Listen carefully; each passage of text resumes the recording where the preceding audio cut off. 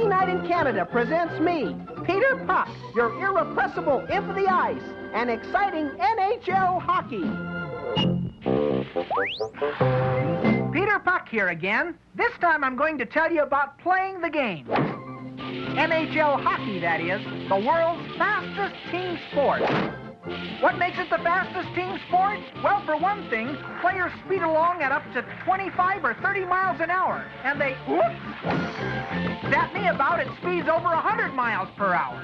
We really move once a game starts.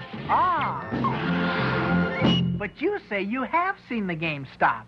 Well, of course you have. But the only time it will stop is because of a penalty, or if someone is called offside, or if someone does what we called icing the puck. First, let's take a look at the rink. The game starts right here at the center face-off circle, like this. The referee drops little old me onto the ice between the two opposing centers. Hi, guys. Now, easy does it, fellas. This is only a demonstration, you know. Oops! Wow! And the game is on! Oops! Hey, ow! Ouch! Oh, why didn't I listen to my mother and become a bicycle tire? Oops! Ouch! Or an eraser! Hold it! Whoa! Enough of the face-off. Now for the offsides that stop the game. We have two types of offside infractions. First, there's what we call offside at the blue line. The puck, that's me, must always precede the attacking players across the opponent's blue line. I can be stick-handled across, passed across, or shot across. Oops, just as long as it's me first. However, if both skates of an attacking player cross the blue line before I do, that's a no-no. The linesman will stop play, and a face-off will take place in neutral ice at the nearest red dot. The purpose of this rule is to prevent a player from being permanently stationed in front of the opponent's goal. And now for the other offside infraction, known as the two-line pass. This offside is called when a player inside his own defensive zone passes me to a teammate standing across the center red line. I crossed two lines. Now when this happens, play is stopped and a face-off takes place back where the pass originated. And that takes care of the offside rules. But now we come to icing the puck. That sneaky little trick is sometimes perpetrated on yours truly when a defensive player finds the going hot in his zone and decides to cool things off by shooting me all the way. Yikes! Back down the rink and across the opponent's goal line. Whoa! Icing is called as soon as I touch one of the opposing players other than their goalie. Oops. Sorry, Pete. Forget it, Slim. In this case, a face-off then takes place all the way back in the defensive player's deep face-off circle. And it serves them right. You gotta play fair, you know. And speaking of play, it's time to play ball. Oh, wash my mouth out with slush. It's time to play NHL hockey. Woo! Keep your eye on me. I'm pretty fast. At this time, I'm going to talk about timing, equipment, officials, and players. Hey, cool it, fellas. I got something to say. Howdy, fans. Peter Puck here to lay some facts on you about hockey, the world's fastest team sport. Now, the playing time of a hockey game is 60 minutes, composed of 3 20-minute periods, separated by 2 15-minute intermissions.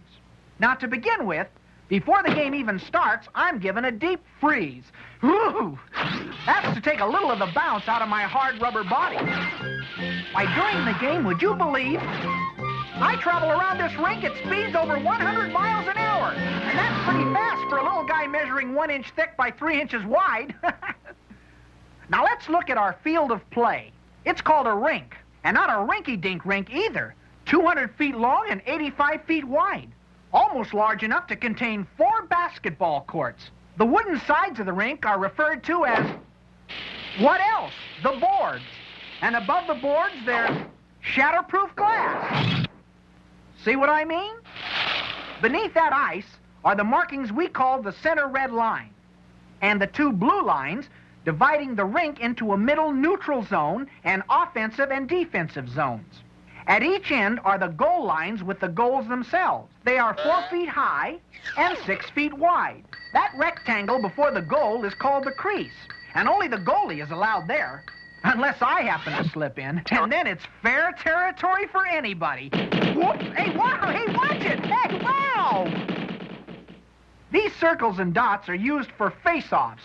That's starting play. These are the players' benches and separate penalty boxes. Now about the officials. There is a referee, 2 linesmen, and 2 goal judges, plus some clock watchers and a scorekeeper. The referee, in the striped shirt and orange armbands, is the boss. He's in charge. He starts the game, calls penalties, lays down the law, Hey, what are you doing? and his decision in all disputes is final. The referee is assisted in his work by 2 linesmen. Same kind of uniform, but no armbands. The linesmen determine offsides, icing, some penalties, face-offs other than center ice. And they control conduct on the ice. No fighting is permitted, and offenders are removed from play.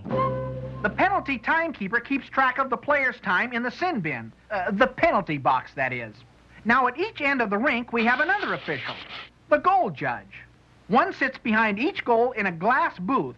When I, Peter Puck, cross the red goal line completely, the judge turns on a red light. The red light remains on for 12 seconds and is sometimes accompanied by a buzzer or siren, depending on the arena.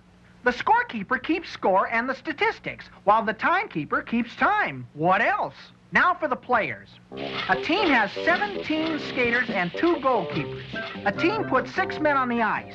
A center, right wing, right defense, left defense, and goaltender. And the same applies to the opposing team. Now the game is basically simple. The 2 teams attempt to zap me. Well, there you have it. The fastest team sport in the whole world.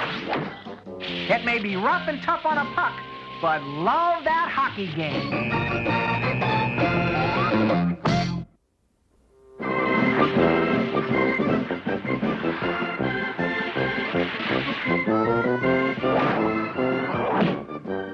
Nice save, fella. Hi, hockey fans, youngsters and grown-ups too. I'm here to talk about NHL hockey. First, let's review a few rules. Hey, there ought to be a rule about hitting a puck when he's not looking. First, I've been telling you that NHL hockey is the world's fastest team sport. Oops. Well, believe it or not, there are some rules designed to make it even faster. For example, if a player is tagged for a rule infraction and does not proceed directly to the penalty box, his team will be charged with a 2-minute bench minor penalty. That means another man also goes to the penalty box, leaving his team with 2 players short. No more penalty lollygagging without really paying for it. But there are a few special occasions when the clock is stopped. Hey! Yikes! That face could stop a clock. Once a goalie could get time out for equipment repair. He could go to the player's bench and remedy his problem. But not now. A goalie in need of repairs must go directly to the bench, and a substitute goaltender must take over. And there's no warm-up period allowed. An infraction calls for a minor penalty. It's ready or not. The goalie really goes in cold. But now, that first goalie cannot re-enter the game except during an official timeout. Even if the starting goalie is injured, the sub must move in immediately without benefit of a warm-up. Remember, there are heavy penalties for spearing and butt endings. It'll cost a player a 5-minute major penalty and fine. Oh, hey, watch it, you guys. Lay off the rough stuff. There are strict rules against fighting. Any player wearing any foreign material such as tape fists or golf gloves that cut and causes injury, he shall receive a match penalty, and his team will have to play 1 man short for 10 minutes, even if the other team scores. But getting back to speeding up the game, the linesmen are instructed on face-offs, even if one center, after prior warning, continues to delay the game by conferring with teammates, the puck should be dropped to start play. Fast enough for you? Remember, I get slammed about at speeds over 100 miles per hour. That could be awfully rough on a little guy like me. That's why we pucks are kind of special. Let me show you how we're manufactured. We're made from a special mixture of vulcanizing rubber. This rubber is extruded or pushed out of its mold like a huge 3-inch rubber salami. Individual pucks are cut off as 1-inch slices. These slices, my relatives, are put in a vulcanizing tray.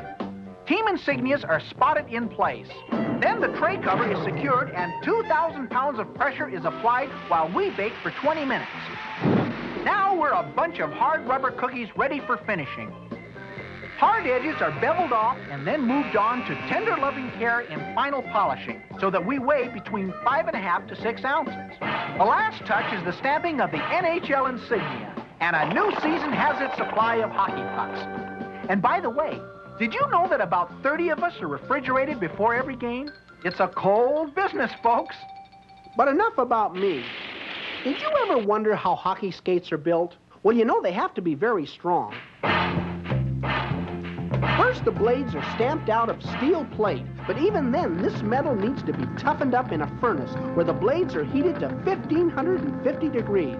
Then they are cooled in an oil bath. A second furnace gives the blades their final strength. Other parts are stamped from thinner, pre-hardened steel.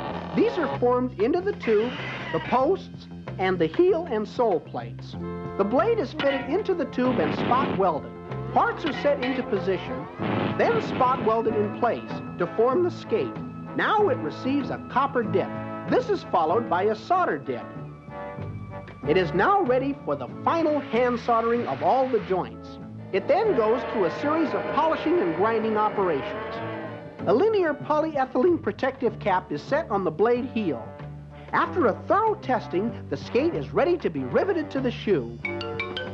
Then an inside sanitizing, a toe stain, and a lacquer spray puts the final touch to this quality product that soon will be chasing me about the ice, worn by a fellow hitting at me with a stick. At one time, a hockey stick was a crooked-shaped tree branch, but today it's a highly sophisticated, scientifically designed piece of sports equipment. It still comes from a tree. Ash is regarded as the ideal wood. After over a year of curing, it is ready for manufacturing. The shaft is rough cut to shape and graded for flexibility. The blade section is rough cut and set into a groove on the shaft. After gluing, the unit is ready for final sawing and sanding to desired shape. The stick receives fiberglass coating for additional strength, and it's ready to whack you-know-who about the rink. Each game will see me being slammed about the rink, and dozens of times toward the goal nets. Of course, that's what hockey's all about. The goalie's job is to keep me from going in for a score. There are a number of terms for how a goalie stops me. This is a stick save, a glove save, a skate save, a blocking pad save with the plastic waffle. That's the shield on the stick glove. A leg pad save. And smothering. That's really laying it on me. Ooh, hey, nice save, fella, but I wish you'd lose a little weight. Wow. Actually, I'm built to take a lot of hard, fast action. Oof. See what I mean? Oops. See you around the rink.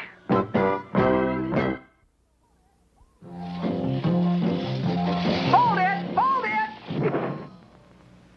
All right, where's the referee? Where's the... Oh, hi! Remember me? Peter Puck. Well, this break in the action will give me a chance to talk to you about penalties, signs, and fines. As you know, the head man of a hockey game is the referee. Uh-oh, he's calling a penalty. That's the signal for tripping. That means that the tripper must spend 2 minutes in the penalty box.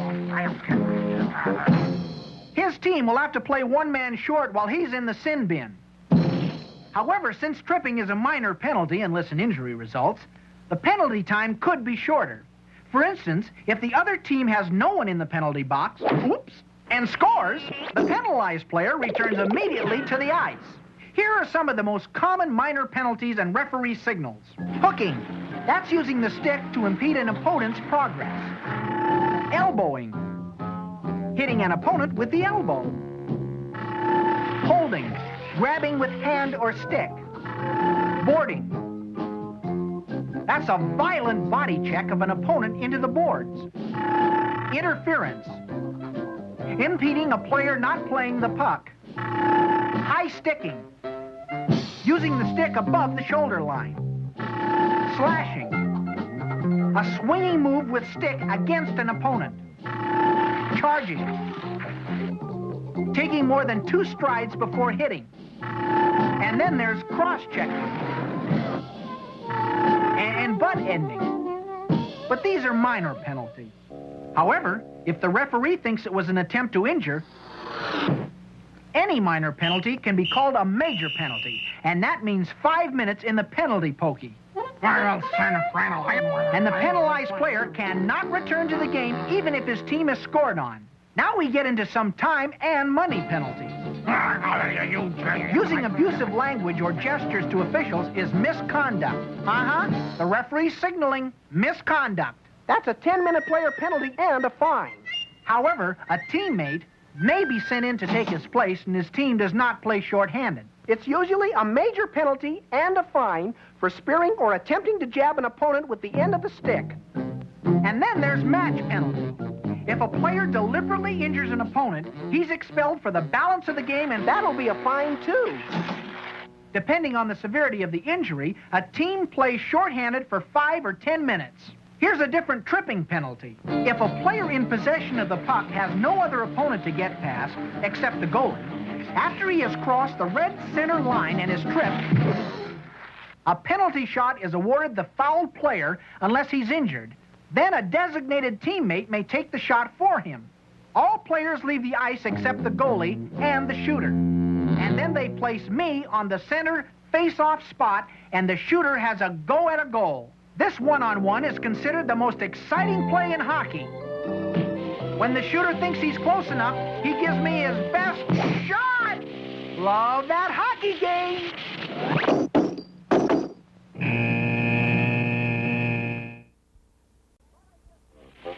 Hi, hockey fans! Thought I'd just slip by. I'm Peter Puck, your knowledgeable, hard-headed hockey expert with a few tips on terms heard during a hockey game. First, you've all heard the term an assist. No, it's not when one player helps another off the ice after a collision. An assist is when player A passes me to his teammate player B, allowing player B to score a goal. In that case, player A is credited with an assist, and no more than 2 assists are accredited on a goal. Now, when you hear the term save, that's when a goalie stops me from going into his goal cage. Woo! Take it easy, Beastie Baby. Ugh, it's Halloween all season for this guy. Anyway, he just saved his team from being scored on and gets credit for a save. Next, we have the slap shot. That's when a player raises his stick over his head and tees off. Yikes! Sending me at those speeds of over 100 miles an hour. Whoa! Personally, I prefer what is called the wrist shot. It's much quicker and more accurate than the slap shot. And easier on the old you-know-what. And now for checking. Checking is guarding, covering, or limiting an opponent's movements and involves body contact. When this delicate art is practiced on defense, it's called back checking. And when done on offense, it's called forechecking. And when checking is practiced on me, like so, this is called sweep checking. How sweep it is. Hi, fella. It's a little hockey fun there. When a player uses his stick to poke me away from an opponent, oops, that's called poke checking. That's smart. And now, have you ever seen a player just sort of skate off and leave me behind to be picked up by his teammate? Well, that's called a drop pass. And here we go, moving right along. And moving right along, let's look at what we call the power play.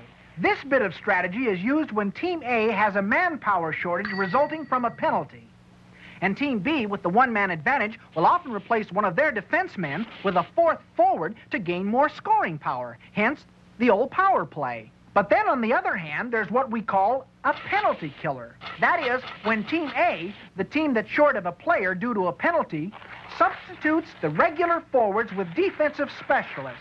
Hence, the old penalty killer. Get it? Oh, yes, one more thing. Substitutions are made without stopping the game. All a player has to do is make a gesture toward his bench that he wants out, and a substitute is right in there replacing him. Or the coach can make a number of substitutions, and that's called changing on the fly. No time is lost. Which reminds me, speaking of time, it's time to play hockey. Whoops! Oh, those slap shots. Too much of that and the puck could get slap happy. In the meantime, while you're watching all those big guys, keep an eye on yours truly, Peter Puck, the real star of NHL hockey. I'm what the game is all about.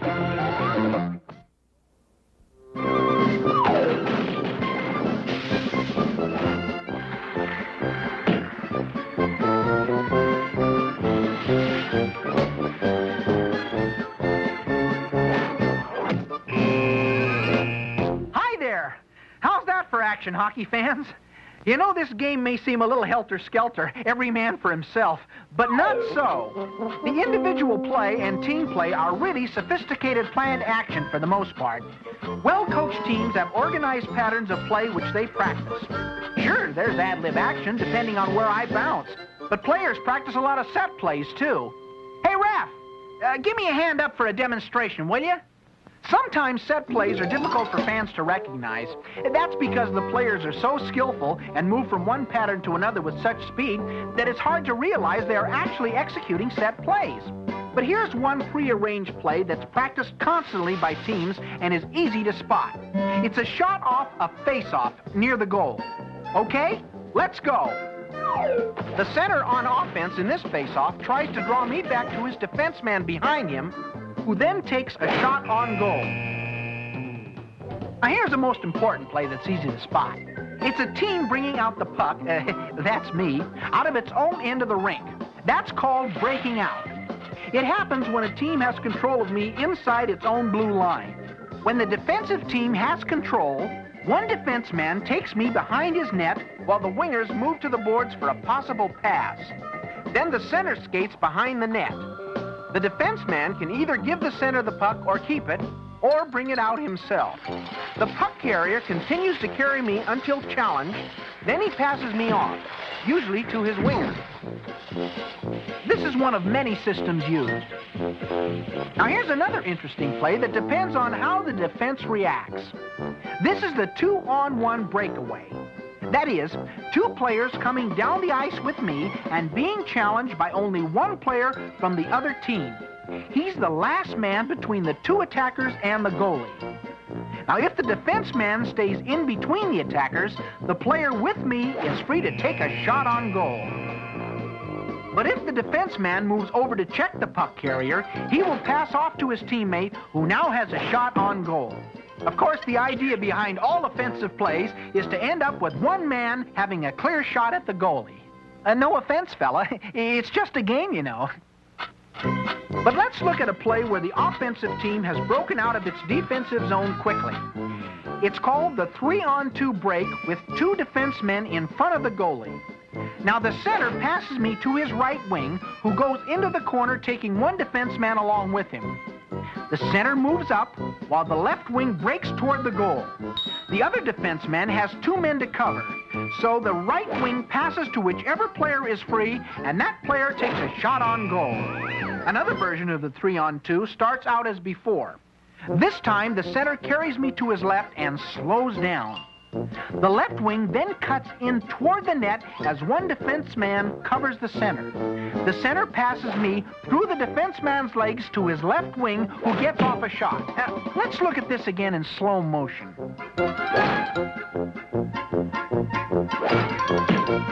Okay, now here's a third possibility, starting out with me carried by the center. But he drops me, that's a drop pass, moves to the right, pulling a defenseman with him, while the left wing does the same. Then the right wing cuts to the middle, finds me waiting, and takes his shot. The center and left wing are in position for any rebound. Speaking of rebounds, reminds me of the ALH. No, that's not a new league. It's three famous Detroit players who had one of the trickiest versions of the 3-on-2. Sid Abel, Ted Lindsay, and Gordie Howe. Sid, the center, carried me over the blue line, passed me over to Gordie, who wound up for a shot at the net, but instead slammed me into a certain spot in the corner. From long practice sessions on this play, Ted knew exactly where to pick me up on the rebound, and he would take a quick shot at a goalie who was often out of position. The scoring would go goal to Lindsay, assist to Abel and Howe. That's teamwork. And that kind of teamwork is why Abel, Lindsay, and Howe are considered by many to be the greatest forward lines in NHL history. They call them the production line. Oops. You know, in hockey, a goal and an assist each count 1 point in individual player scoring. There can be up to 2 assists on each goal. Yep. Hockey's a team sport of set patterns mixed with skillful improvisation, much like a basketball fast break. You know, Shakespeare might have been speaking of hockey when he said, "The play's the thing." Speaking of plays, that's my cue. Oh, didn't you know? Oh, yes.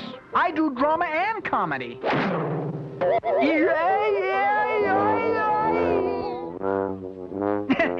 Kind of slapstick.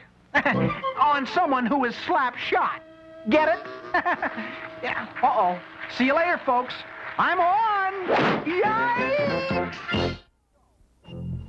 Okay, let's go. Oops. Hey! Ooh! Watch it! Yikes!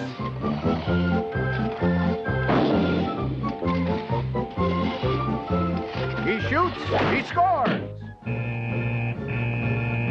Well, you can't win them all. Nice try, goalie. Better luck next time. Thanks, Pete. Hi, kids. You know, all season long, you see lots of great hockey in the NHL, and each team is trying for enough wins to be champs of their division and then to get into the playoffs, where they go for the Big Apple, the granddaddy of all hockey awards, oldest trophy competed for by professional athletes in North America. Sure, you guessed it, the Stanley Cup. This trophy has a great history, and we'll give it the special attention it deserves when we tell the Stanley Cup story. But now I'd like to talk about 12 other important awards in the NHL. Way back in 1924, His Royal Highness, the Prince of Wales, donated this trophy to the National Hockey League. At one time, it was awarded to the Old American Division winner, then to the NHL champion. But now, it goes to the division winner of the Prince of Wales Conference. In 1968, the NHL club members presented a trophy in recognition of the services of Hockey Hall of Fame member Clarence S. Campbell. And in the conference bearing his name, the division winner gets the Clarence S. Campbell Bowl. This trophy is a hallmark piece.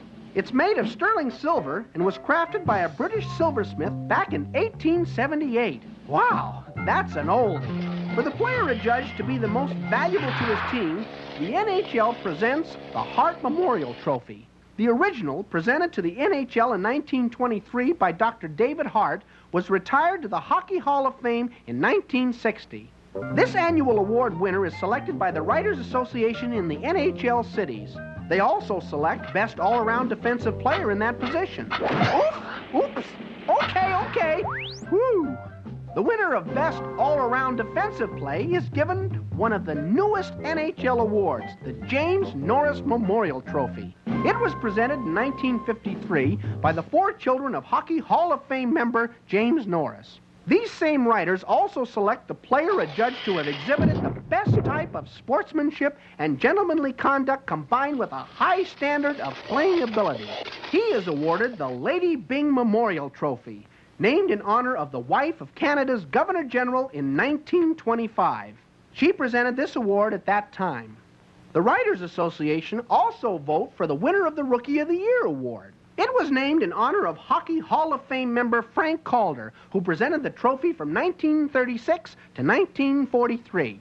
This trophy goes to the player selected as the most proficient in his first year of competition in the NHL. When it's all said and done, though, the game of hockey is attempting to score, zapping me into the opponent's goal. The player who rings the bell the most in the league during the regular season is given the Art Ross Trophy.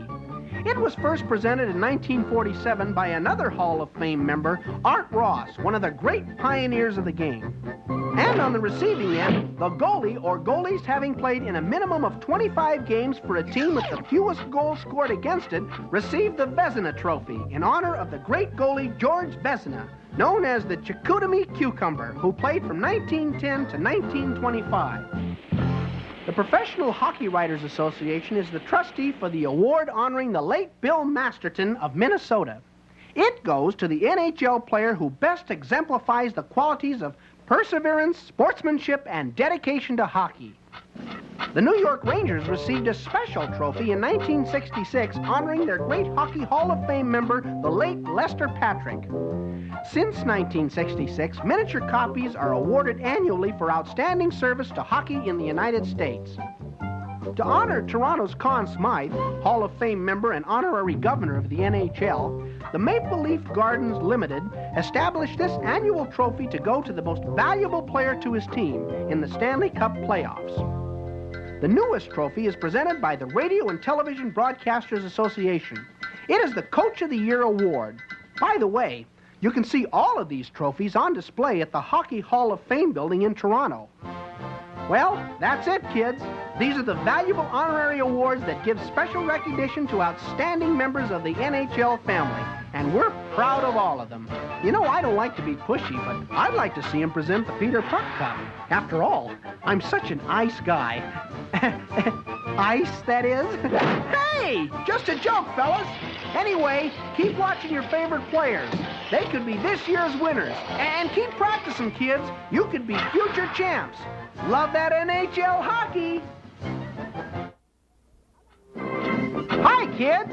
I'd like to tell you about some very special events in the world of hockey.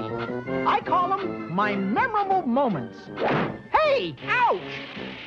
But that's one I'd like to forget. Hold the sticks, fellas.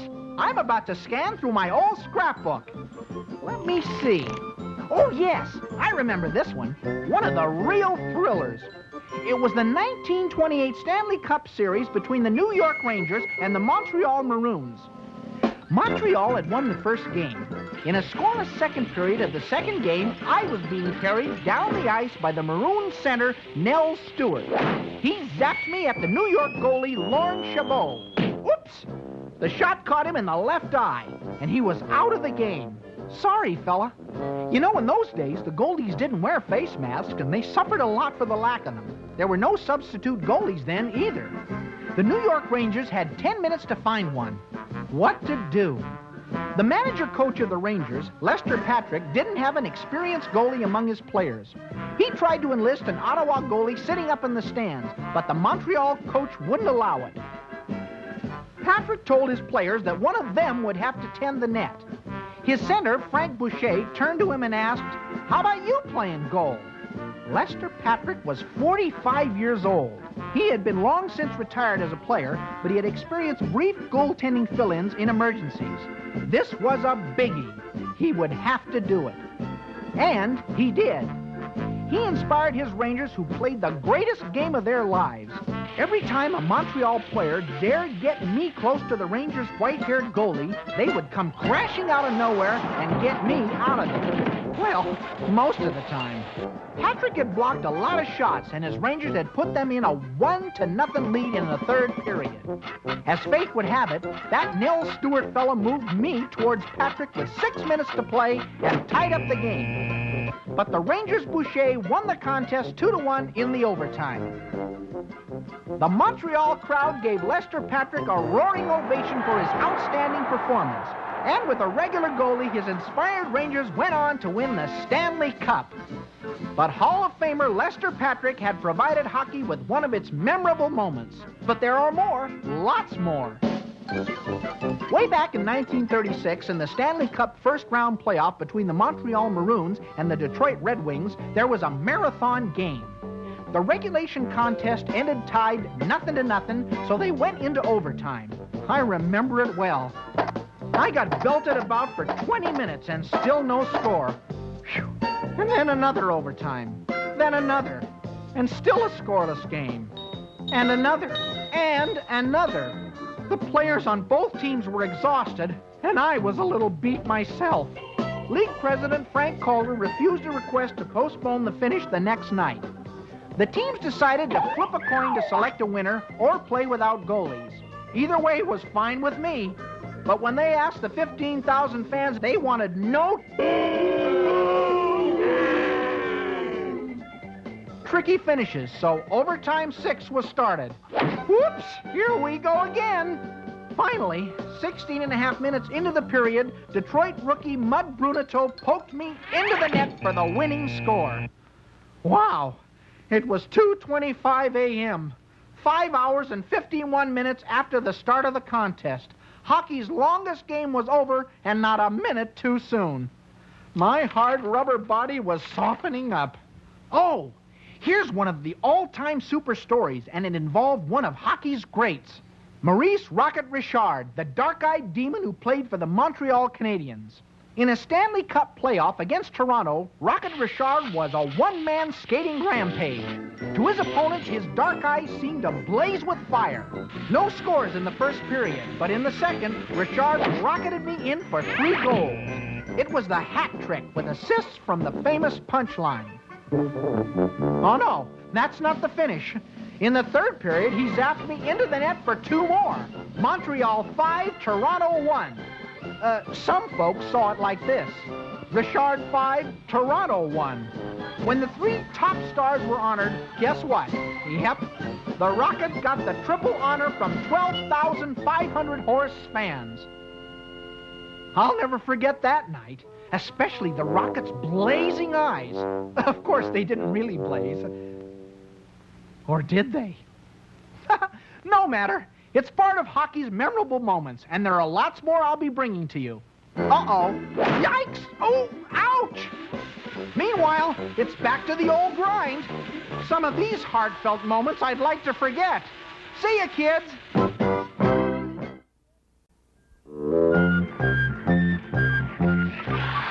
Howdy, hockey fans. It's your old poke-check professor, Peter Puck, with a few interesting items about one of the real old mugs of hockey. As a matter of fact, it's the oldest trophy competed for by professional athletes in North America. Hey, watch it! Whoa! No, this isn't the old mug I'm talking about. It's over here. This is it, the old Stanley Cup, the symbol of hockey. It's almost as old as ice hockey in North America, which started a long time ago. The first recorded ice hockey game was played in Kingston, Ontario in 1860. But the first formal rules were drawn in 1879 in Montreal. In those days, the goal had no net, just 2 posts. And when the puck went between them, it was a score. And the goal judge waved a hanky. It was a fast and furious game right from the start, and rapidly gained national attention in Canada. So much so that in 1893, a representative of Canada's Governor-General, Frederick Arthur, Lord Stanley of Preston, the man who donated the trophy, presented it to Montreal AAA champs, an amateur team. Ironically, Lord Stanley never saw a Stanley Cup game. The original cup cost $48.67 and was about the size of a football. In fact, at one victory celebration, the old mug was drop-kicked onto a frozen canal in Ottawa and left unceremoniously until the following morning. A championship Montreal team was once photographed with the cup, but they left the studio without the trophy. It was found by the photographer's mother, who used it for a flower pot for a while. The old cup, once captured, had a history of being ignored. The Ottawa Senators' King Clancy, a Hall of Famer coach and current VP of the Toronto Maple Leafs, left it in his living room as a catch-all for letters, bills, gum, and cigar butts. Hey, watch it, fella. Show a little respect for a symbolic heritage. In 1924, another Montreal player had to fix a flat tire on the way to a victory celebration, but he left the Stanley Cup on a street corner. Fortunately, it was found later that night. And you watch it too, Bowser. Yep, the old mug weathered a lot of rough going. It's had its face lifted a few times along the way. Additional silver sections were added, and what with all the engraving over the many years, the Stanley Cup's value is said to be over $15,000. This top section is an exact copy of the original trophy in every detail. The original is preserved in the Hockey Hall of Fame vault in Toronto. Since 1910, when the National Hockey Association took possession of the Stanley Cup, it has been the symbol of professional hockey supremacy. But even before that, teams went all out for the prize trophy, too. Let me show you. Here's my old diary. It says in 1904, a Dawson City team challenged the Ottawa Silver Seven for the Stanley Cup. They traveled 4,400 miles by dog sled, boat, and train, led by the famous King of the Klondike, Colonel Joe Boyle. It took 23 days to get to Ottawa, where they were defeated by the great Silver Seven, 9-2 and 23-2. It was a memorable series. In the second game, Ottawa's fantastic one-eyed Frank McGee went on a scoring rampage. He zinged in 14 goals with 8 of them consecutive scores in 8 minutes and 20 seconds, an all-time record. In one early Stanley Cup series between Winnipeg and Montreal, a heated argument about a ruling caused the referee to leave in a huff, resulting in the only uncompleted game in the history of the Cup series. And there's stories of outstanding player courage. Take the Toronto Bobby Bond saga in 1964. In a Stanley Cup game with Detroit, he was carried from the ice on a stretcher late in the game. After he was revived, he returned to score the winning goal. Only after the deciding game did he admit to a broken leg and have a cast put on it. His team had won, and he was named one of the stars. All the breaks went his way, you might say. But that's typical of the player's desire in the Stanley Cup playoff series. Since 1917, the National Hockey League has competed for the Cup and has done so exclusively since 1926. It is awarded annually to the team winning the best-of-7 championship playoff rounds. The oldest award competed for by professional athletes in North America, the Stanley Cup. So, let's get on with the show. The world's fastest team sport. It's NHL time. Whoops! Keep your eye on me, folks.